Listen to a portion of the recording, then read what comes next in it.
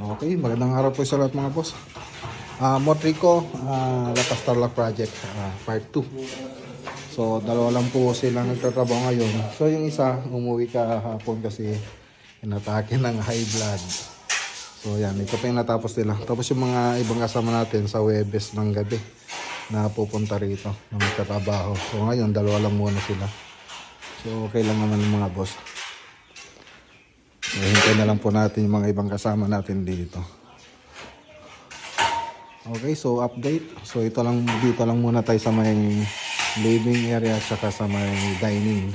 So, susunod na po nila yun sa may kitchen. Tapos may dalawang posing kwarto. Ayan. Tapos common CR. Meron pa doon sa may kusina. Tapos ito pa yung isang kwarto. Okay, so yan lang po yung update dito sa Motrico Tarlac Project. Ito po yung labas niya. Ayan. Okay. Alright.